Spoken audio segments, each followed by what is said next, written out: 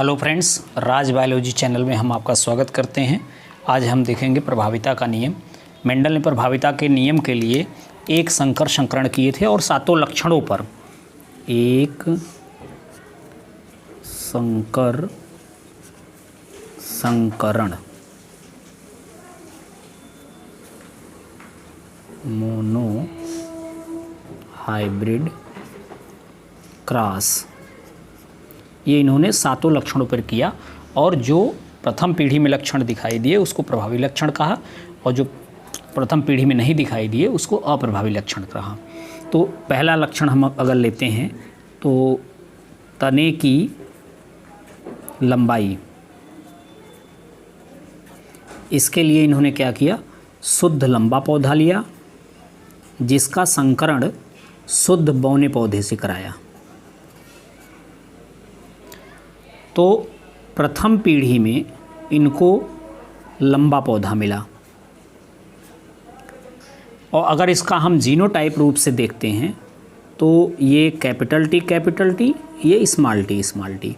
तो प्रथम पीढ़ी में इनको कैपिटल टी स्मॉल टी यानी एक इस जनक से मिलेगा जीन, एक इस जनक से जीन मिला, तो अब इसमें इनको लंबा मिला। इसी तरीके से इन्होंने पुष्प की स्थिति, पुष्प का कलर और पॉड कलर, पॉड शेप यानी और seed coat colour, seed shape, इन सब पर भी अध्ययन किया और सातों जो भी लक्षण मेंडल ने मटर में देखा था सब पे प्रयोग किया।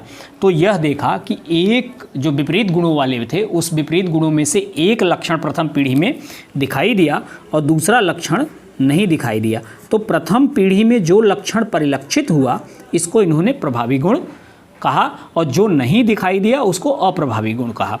और इस आप चित्र में देख सकते हैं कि जीनोटिपिक स्थिति में दोनों जीन उपस्थित हैं, यानी यहाँ से भी एक जीन आया हुआ है इस जनक से और इस जनक से भी एक जीन आया हुआ है, यानी यह विषम युग्मजी अवस्था में है। और विषम युग्मजी अवस्था में दोनों जीन की उपस्थिति है लेकिन प्रभावी जीन ही अपना लक्षण दिखा पा रहा है और अप्रभावी जीन अपना लक्षण नहीं दिखा पा रहा है।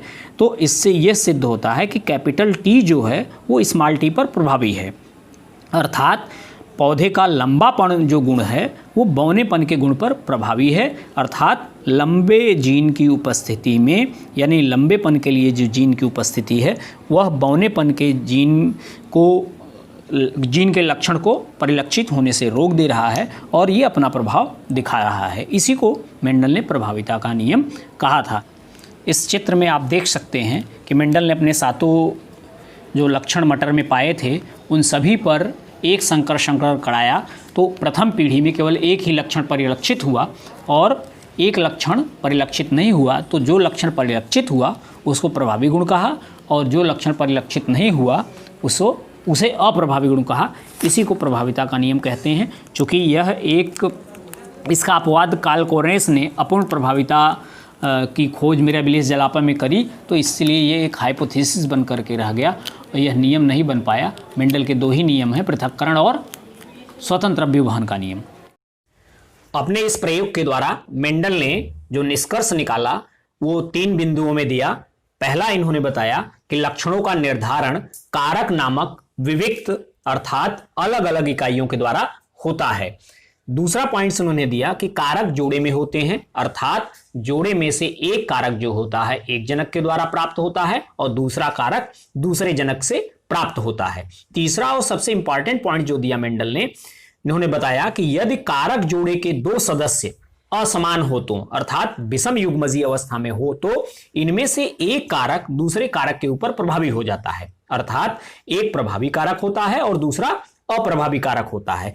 इसलिए प्रथम पीढ़ी में एक जनक ही अपना लक्षण प्रकट कर पाता है, दूसरा लक्षण दूसरे जनक का लक्षण परिलक्षित नहीं होता है। लेकिन द्वितीय पीढ़ी में दोनों जनकों के लक्षण प्रकट हो जाते हैं। इससे प्रभाविता के नियम को आसानी से समझा जा सकता है कि द्वितीय पीढ़ी में दोनों लक्षण दिखाई दे रहे हैं, और प्रथम पीढ़ी में एक ही जनक के लक्षण हैं, तो इसका मतलब यह हुआ कि प्रथम पीढ़ी में दोनों लक्षणों के लिए कारक उपस्थित हैं, लेकिन एक ही कारक अपना प्रभाव दिखा पा रहा है। लेकिन दोनों कारक की जो उपस्थिति है प्रथम पीढ़ी में, वह द्वितीय पीढ़ी में आकर के दोनों लक्षण जो परिलक्षित, दोनों जनकों के जो लक्षण दिखाई दे रहे हैं, ये स्पष्ट करता है कि 3:1 के अनुपात में जो पाया जा रहा है, इससे ये स्पष्ट होता है कि ये प्रभाविता का नियम को प्रदर्शित कर रहा है।